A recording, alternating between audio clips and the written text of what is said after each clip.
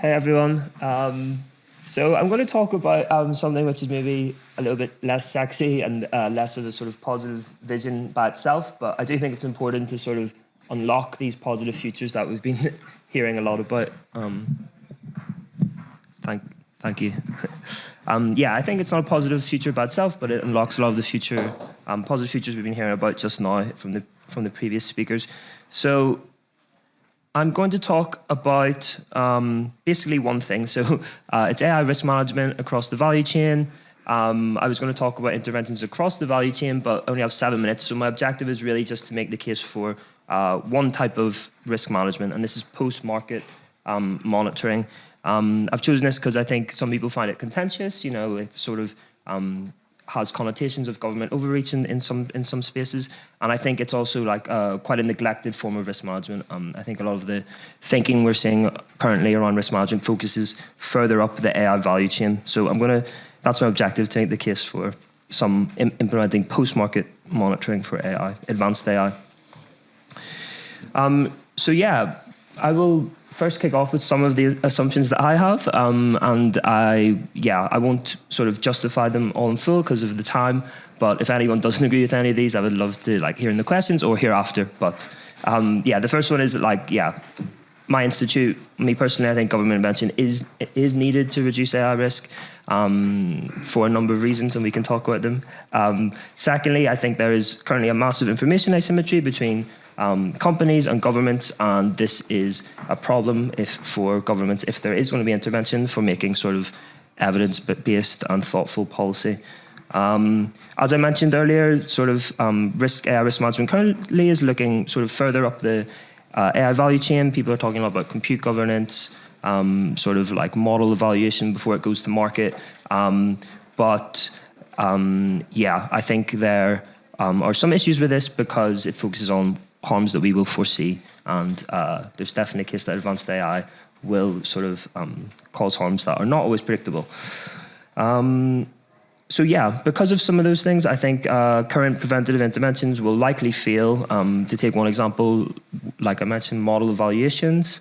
We're doing a lot of research in those right now, and there's huge gaps in using them as a sort of mechanism for safety and efficacy. So maybe that will get better with time, but as it currently exists, I don't think it would be enough of an assurance of safety. So that means these post-market monitoring mechanisms become important because some risks will still emerge even after model evaluations. All of that and these assumptions are why I think post-deployment monitoring and correction is essential. So if you're still with me after all those assumptions, then I can talk about how we might start to think about implementing some of this. So how we at my institute have been thinking about it, there are sort of 2 levels of intervention we could seek to impose. So these can be either disclosure-focused or assessment-focused. So I won't talk through all of them, but to give 2 examples of disclosure-focused post-market information sharing with governments, this might be reporting to governments about serious incidents or near misses. So we'll definitely have to talk and think about what those incidents would be, but that would be like one example of what disclosure could look like. Or you could have assessment-focused post-market interventions. So this could be an external audit of what your incident management procedures look like within a company. There's a bunch of others that could be considered. So I will talk a little bit. We published a paper on this recently. We have some thoughts on how we could start to implement a regime like this. And I do like to use the word of ecosystem because I really think risk management in other sectors shows that, pre-market assessments, they can't be one and done things. They have to be ongoing throughout the life cycle. And secondly, it can't just be sort of governments or regulators alone because of limited capacity. So this is where we talk about an ecosystem approach for post-market monitoring. So to the suggestions, we think governments should set standards for what the disclosure should look like. So it will definitely take a lot of thinking around what information is valuable to share with governments and how it can be done in a sort of privacy-preserving way, preserving protection of trade secrets, intellectual property, all those things. But standardizing this seems like a really good first step, and starting the conversation on that now seems like helpful. Secondly, for governments, we would say they should think about how to compel access for these sort of assessment-focused interventions.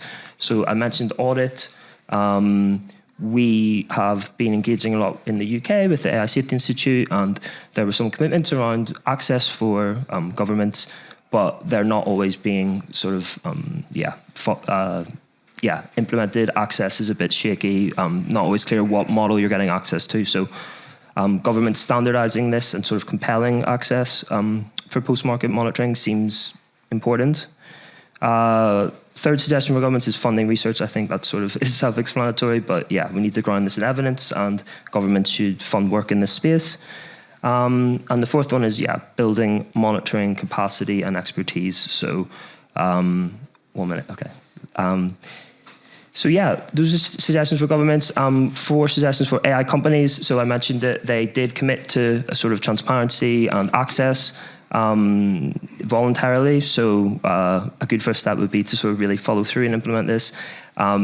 Secondly, must like governments sort of invest money into what this research could, into post-deployment research and building out the infrastructure. So that's an important one.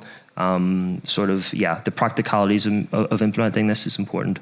And the fourth one is to designate internal responsibility for implementing this. So that's sort of, used in risk management across other sectors, but it seems important to have accountability at a sort of senior level in the company.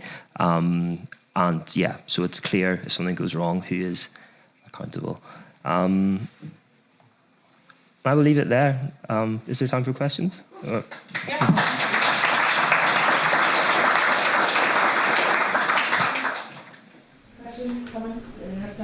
Anyone else? I love the asking questions. Don't get me wrong, it's amazing. There are 2 different things that you may want from a post-deployment audit. You have the backstop where you stop someone from doing things or you penalize, but you also have the sort of looking at disasters and mistakes, etc., adverse events, where you say that you want to, and sort of government oversight is often prospective. You don't want people to do it again. How would you recommend that the disclosure requirements are modeled so that others may benefit from the government knowing, no, this was the wrong thing to do, given the privacy requirements? How do you balance these things? Yeah, it's a super interesting question. I think like this would take a lot of thought in terms of what information is valuable to share and when it should be shared beyond just governments. Like, I think it's really important, and I mentioned the ecosystem, that, researchers and others can also learn from this information sharing.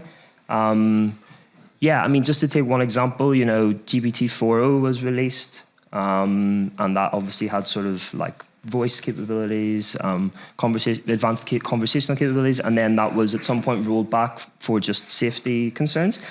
So like that type of information, like how that was decided, what interactions were happening with users that were causing concern, seems like something that would be valuable for possibly governments and the wider ecosystem to have some insights on. So because there will be motives for a corporation not to take a hit at its stock price and divulge that it has had a data loss or breach or whatever. So that's, I think like that's why it has to be sort of standardized and compelled. I think they wouldn't want to do this of their own accord. To your point around sort of like how to enforce this, like liability law might come into this. That's how it's done in other sectors. That might be the sort of forcing function. That's very much the Anglo-Saxon way. Non-compliance with government oversight is usually backstopped with prosecutorial sanction or criminal sanction. Is that where you come in? In Europe. In Europe it's generally the way done.